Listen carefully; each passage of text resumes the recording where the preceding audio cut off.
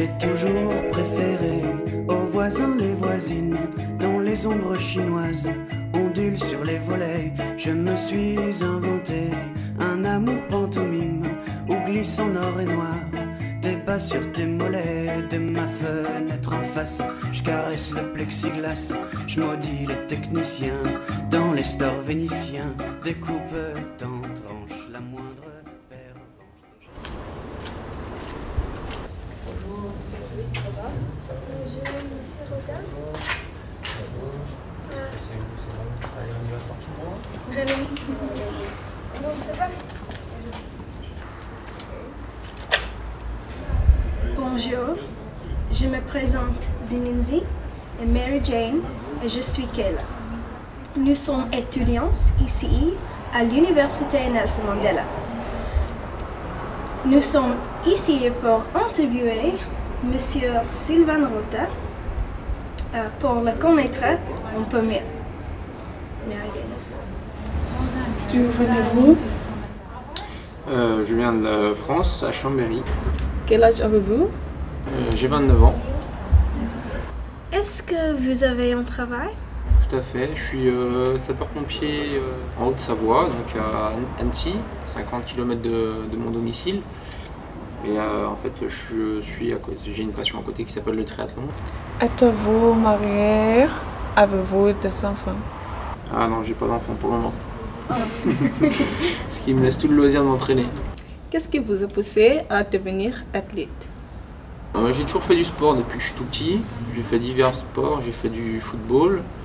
Après, à 10 ans, j'ai commencé la natation.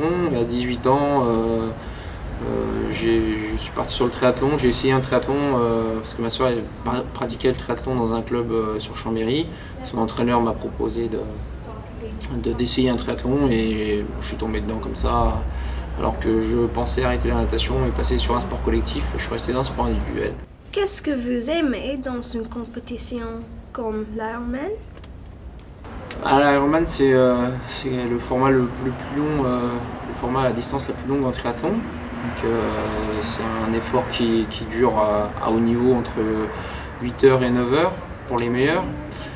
Donc c'est une longue journée, c'est sûr. Concurrence aussi, il y a la compétition, donc c'est aussi évoluer avec les meilleurs mondiaux.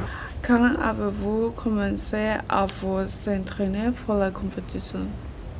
J'ai commencé depuis toujours, hein. J'ai toujours fait de la compétition. Quand j'étais nageur, je faisais des compétitions de natation. Quand je faisais du foot, je faisais des matchs de football. En triathlon, j'ai commencé quand j'ai commencé à 18 ans. Maintenant, les courses à haut niveau, ça fait on va dire 2-3 ans que je pratique dans la catégorie professionnelle. Qu'est-ce que vous allez faire quand l'Ironman sera fini?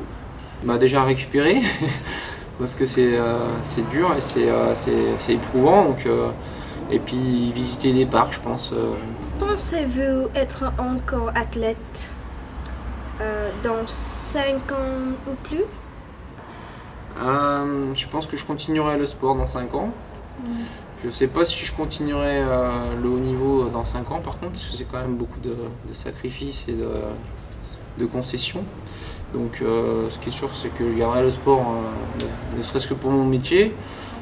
C'est important d'être en bonne forme pour être sapeur-pompier. Et puis c'est un équilibre de vie aussi, le sport c'est aussi la santé, donc voilà.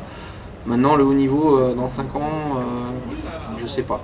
Déjà on va avoir 2-3 ans et puis après, voilà. Quels sont vos projets pour le futur? Des projets pour le futur. Alors dans le sport, ce que je viens de dire, c'est d'ici 2-3 ans déjà voir où j'en suis.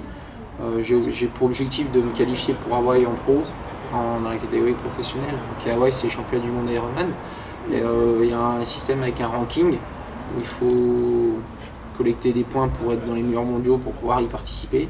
Donc ça, c'est mon objectif déjà à court terme. Après, d'ici quelques années, on verra. Je pense que quand j'arrêterai le haut niveau, peut-être que je changerai de discipline, je ferai d'autres choses. Je profiterai un peu plus aussi des à côté du triathlon, quoi.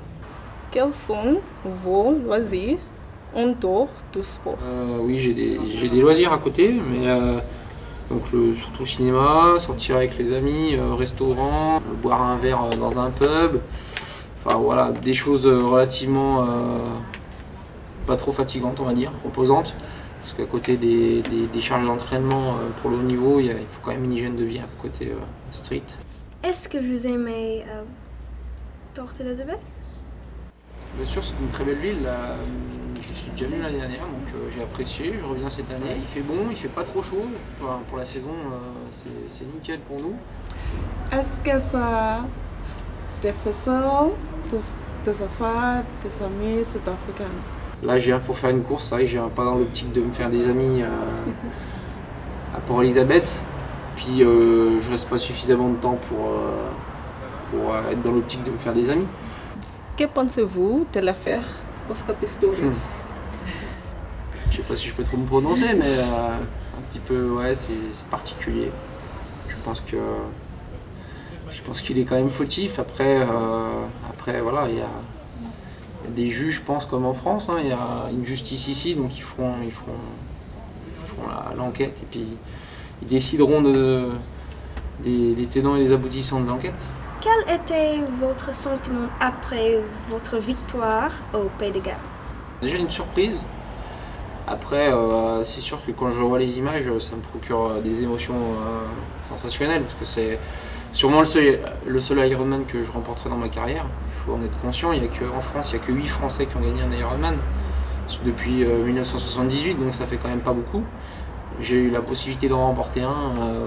Ouais, je suis pas gourmand, je pense que voilà, j'espère refaire des podiums, de là à gagner. Donc ouais, une très très belle surprise. Et puis dans la dernière ligne droite, la ligne d'arrivée, c'est sûr qu'avec le public qui nous acclame, c'est vrai que ça fout la chair de poule. C'est vraiment une superbe épreuve et puis une superbe émotion. Ouais, c'est très fort. Merci beaucoup, Monsieur Rota.